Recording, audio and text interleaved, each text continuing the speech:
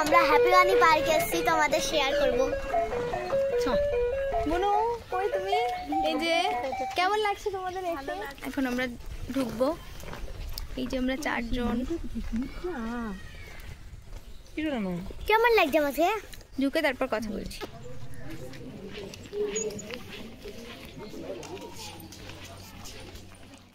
তো এতক্ষণে তোমরা বুঝেই গেছো আমরা এসেছি আজকে হ্যাপি ভ্যালি পার্কে 4 জন মিলে ঘুরতে। আমি, আমার জায়ের মেয়ে আর আমার বোন মিলে আমরা 4 জন চলে এসেছি হ্যাপি ভ্যালি পার্কে। তো আমরা এই যে এখন টিকিট কেটে নিচ্ছি, আর এখানে হলো এক একজনের টিকিট হলো 40 টাকা করে। তো আমরা 4টে টিকিট কেটে নিলাম, আর এই যে আমরা এখন ঢুকছি। তো দেখো পার্কটা, আমি আগে যদিও একবার এসেছি আর এই যে আসলাম। তো পার্কটা খুবই সুন্দর। আমি 3-4 বছর আগে এসেছিলাম, আর এখন অনেকটাই অন্যরকম হয়ে গেছে। তো তোমরা ব্লগটা কিন্তু দেখতে থাকো।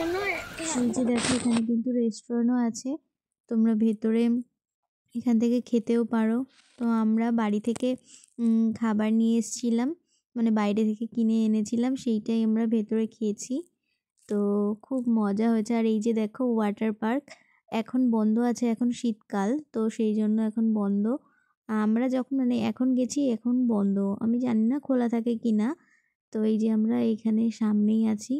আমি যখন এসেছিলাম তখন ওয়াটার পার্কটা সবে মানে তৈরি করছে, তখনও ঠিকঠাকভাবে চালু করেছিল না। তো এখন তো দেখছি পুরো কমপ্লিট হয়ে গেছে। আমি যদিও যাইনি ভেতরে, কিন্তু আসার আমার ইচ্ছা আছে। তো তোমরা এবার ব্লগটা দেখতে থাকো। এই যে আমরা খাওয়া দাওয়া শুরু করে দিয়েছি, তো খাওয়া দাওয়ার পরে আবার তোমাদের সাথে দেখা হচ্ছে। तुम पहली बार में दीवाना कर गए, हम तेरे दिल नशी चेहरे पे मर गए।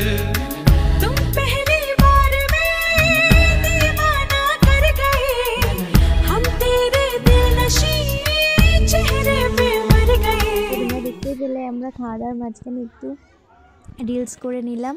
তো সবাই মিলে খুব এনজয় করছি, খুব ভালো লাগছে। দেখো এখানে প্রচুর কিছু চড়ার আছে, টয় ট্রেন, তারপরে ঘোড়া, মানে বাচ্চাদের প্রচুর কিছু আছে। এখানে বড়রাও অনেক কিছুতে চড়তে পারে, আর এইগুলোতে কোনো টিকিট লাগে না। এখানে হলো দোলনা, তারপরে বাচ্চাদের ঘোড়া, অনেক কিছু আছে। তো সব কিছুই চড়তে পারো তোমরাও এসে। এখানে কে কে এসছো আমাকে কিন্তু কমেন্ট করে জানিও। আর এখানে প্রচুর ধরনের অনেক রকম পাখি আছে, আর এই জায়গাটা কি দারুণ লাগছে, আমি সেই জন্য একটা ভিডিও করে নিলাম। আর আগে যখন এসেছিলাম তখন এই সাইডগুলো এইভাবে মানে গাছ ছিল না, ছিল সামনের দিকটা, কিন্তু একটু একটু ফাঁকা ছিল। তো এই যে আমরা যাচ্ছি এবার সামনের দিকে।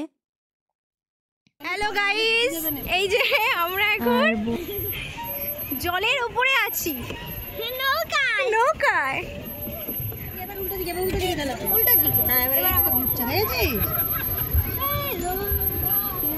একবার বড় যাত্রা করলি। হ্যাঁ মনে এই দিক টাকা। হ্যালো, আমরা নৌকায় আছি, মজা হচ্ছে। আমি দেখো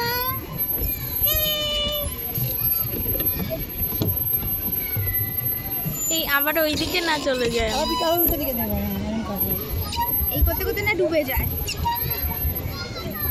এই তো আমাকে তো লা লা লা লা, আমার সোয়েটার ভিজে গেছে। আমি কিন্তু সত্যি প্রথমে বোটে উঠতে খুব ভয় পাচ্ছিলাম, তারপরে উঠে খুব ভালোই লাগছিল। জলের ওপরে এইভাবে খুব আনন্দ হচ্ছিল।